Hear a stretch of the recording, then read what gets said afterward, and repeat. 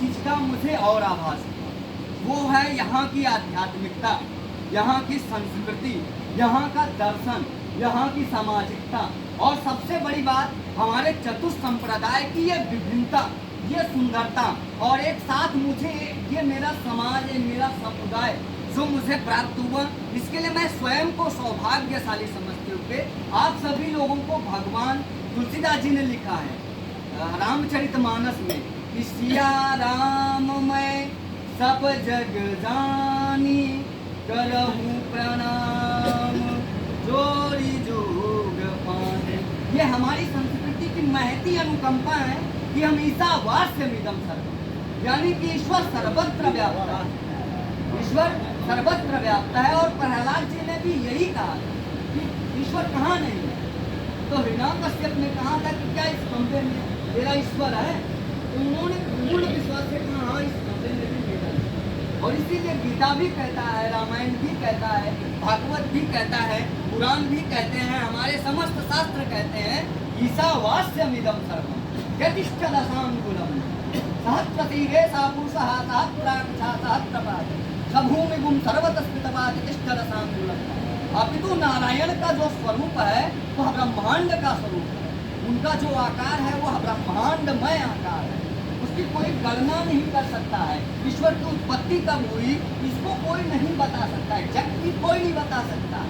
पर फिर भी हमारी आस्था ऐसी है कि हमने पत्थर को भी ईश्वर बना दिया, हमारी कण-कण में आस्था है। हमारे गीता, भागवत, वेद, पुराण कहते हैं कि हमारी विभिन्नताएं हो सकती हैं कि हम संप्रदायों में बटे हों, हम विभाजित हैं कि हम शिव के उपासक हैं, हम विष्णु के उपासक हैं, हम राम के उपासक हैं, हम अनेक संप्रदायों से जुड़े हैं।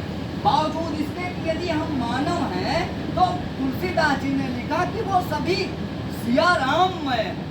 और सिया राम कौन है? वो पूर्ण ब्रह्म परमात्मा जो साक्षात नारायण है। और मैं उन्हीं का स्वरूप आप सभी लोगों में देखता हूँ और मानता हूँ कि राजस्थान सिर्फ वीर भूमि नहीं, मेरा ये प्रथम बार मेरा आगमन हुआ है, बल्कि ये आध्यात्मिक धरा है और आप सभी लोगों के रूप में समाहित है।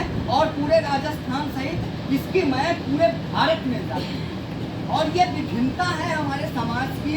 साथ ही मैं अपने समाज के लोगों को सामूहिक रूप से एकत्र यहाँ पा रहा हूँ अयोध्या आने के बाद। इसके लिए मैं विशेषतया अपने प्रिय स्नेही गणपत जी को बहुत बहुत धन्यवाद देता हूँ कि आपके वजह से मैं इस पावन धरा पर आ पाया और आप सभी महानुभावों से मिल पाया।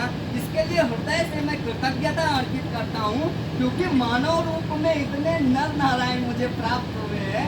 एक नारायण की भूमि से आया हूँ तो इतने नर नारायण के रूप में देख रहा हूँ। मेरी व्यक्तिगत निवेदन ये है कि जो मेरा समाज है, जो मेरा चतुर्थ संप्रदाय है, वो कहीं ना कहीं एकजुटता के साथ बढ़ नहीं पा रहा है।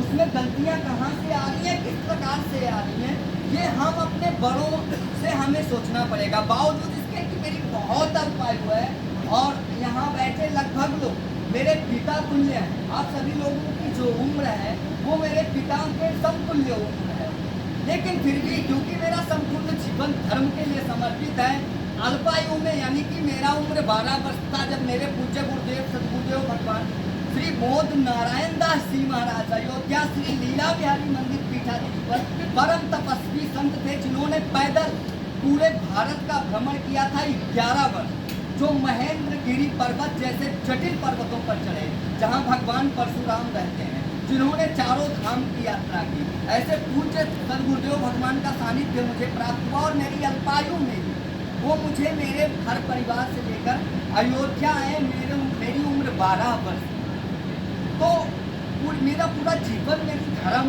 मेरी संस्कृति, मेरे राष्ट्र के लिए समर्पित है, मेरे इस देश के लिए समर्पित है। मैं जिस समाज में जन्म लिया उस समाज, मानव समाज के लिए, मानव कल्याण के लिए समर्पित है। बावजूद इसके कि आज हमें यह समझना होगा कि जो हमारा समाज है वो क्यों इतना विखंडित है। इसके लिए हमें कार्य करना पड़ेगा, क्योंकि हम बड़े हैं। हम जैसी मर्यादा करेंगे, हमारा जिस प्रकार से आचरण होगा, उसी तरीके से हमारे बच्चे या जो हमसे प्रेरित होते हैं, जो हमसे शिक्षा दीक्षा लेते हैं, या हमारी संस्कृति से कोई भी प्रभावित होता है हमारे समाज से जुड़कर, जिम्मेदारी, ये उत्तरदायित्व हमारा बनता है। जैसे कि मैं यहाँ सभी लोगों को देख रहा हूँ, कुछ लोग चंदन लगाए हैं, इतना अच्छा सुसज्जित और सुंदर लग रहा है।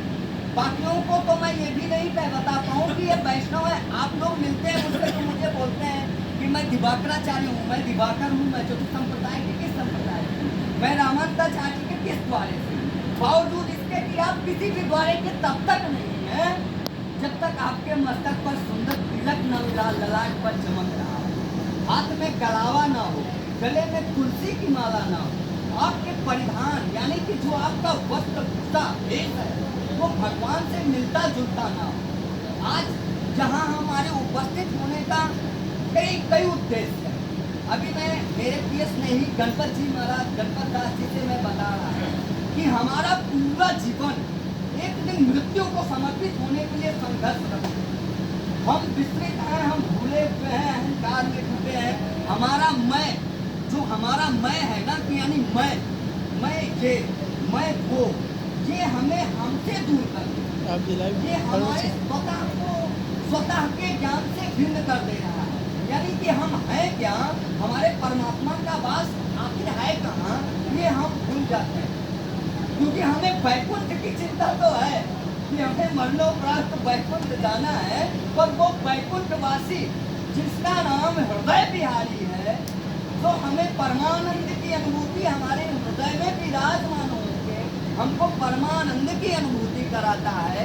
क्या हम उस नारायण के लिए, उस हरि के लिए, उस शिव, उस विष्णु के लिए, उस राम कृष्ण राधा सीता दुर्गा के लिए अपना हृदय सच्चे मन से शुद्ध रख पा रहे हैं क्या ये आप मानते हैं? आप जब आप मेरी, पहले तो मेरी बात आप समझ रहे हैं, क्योंकि मैं राजस्थान की भाषा बोल नहीं सकता हूँ, मैं हिंदी बोल सकता हूँ।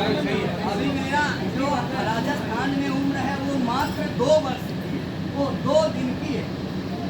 भारत में तो मैं 27 वर्ष का हो गया हूँ, पर इस पुण्य भूमि पर आने का सौभाग्य हुआ मुझे पिछले 2 दिन पूर्व।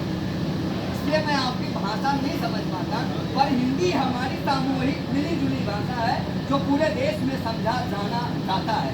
और हमारी ये मांग है कि ये राष्ट्रीय भाषा हो, साथ ही साथ हमारी भाषा अंतरराष्ट्रीय हो।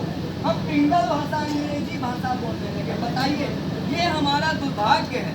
हम उर्दू बोलते हैं, यहाँ हमने कई बार सुना, हमारे साथ ऐसी सामान्य सी घटना होती है, चाहे हमारे गणपत दास जी हों, हमारे और जो साथी हैं, आप लोगों से मिला तो हम सुनते हैं कि शीशा खोल दीजिए, कुदरती हवा है। ये कुदरती कौन सी हवा है? कोई ऐसी हवा चलती ही नहीं है धरती पर। धरती पर सिर्फ एक हवा चलती है ईश्वरीय कृपा से, वो राम राज्य की हवा है, और उसको चलाने का आप लोगों की जिम्मेदारी है। ये आप अपने परिधान, वेशभूषा, बोलचाल का जब तक बदलाव नहीं करेंगे और अपने अंदर अपनी संस्कृति को समाहित नहीं करेंगे, तब तक आपको क्या लगता है कि आपका भविष्य सुरक्षित करके जा रहे हो आप? ये 4 ईंट आपने खड़े कर लिए, बिल्डिंग्स तैयार कर लिए, तो आपको क्या लगता है कि आप अपने बच्चों का भविष्य सुरक्षित करो? कतई नहीं। आपको अपनी संस्कृति को समझना पड़ेगा। हमारे वीर महाराणा प्रताप क्यों लड़ते रहे आजीवन?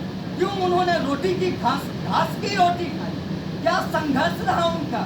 क्या संघर्ष रहा छत्रपति शिवाजी महाराज का?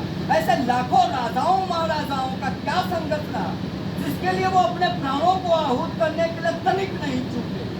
उन संघर्षों को समझते हुए और आपको उन आचरणों को अपने अंदर समाहित करना होगा जो हमारे चतुर्वेद बोलते हैं, जो हमारे रामानंदाचार्य संप्रदाय के चतुर्थ संप्रदाय बोलते हैं, जो हमारे 52 द्वारे के परंपरा है, जो हमारे समाज की संस्कृति है, जो हमारे घर परिवार के पूर्वजों ने यहाँ तक उसको सुरक्षित और सुसज्जित किया है, उसकी जिम्मेदारी आखिर किसकी है? तो ये जो कुदरती कहते हैं आप, ये बहुत छोटी सी भाषा है, पर बहुत छोटी सी बात है, पर मैंने उदाहरण के लिए बोला कि इन छोटे छोटे बदलाव में भविष्य के गर्भ में भारत की भविष्य बची हुई है, भारत की संस्कृति सुरक्षित है। इन ईंटों में और आपके अकाउंटिंग बैंक बैलेंस में कुछ है वह नहीं, कुछ भी नहीं है। अगर ऐसा होता तो मेरे जैसे 1 करोड़ से ज़्यादा साधु संत अपने घर परिवार को छोड़ के अपनी संस्कृति के लिए समर्पित न होते, अपने समाज के लिए कदापि भी समर्पित न होते।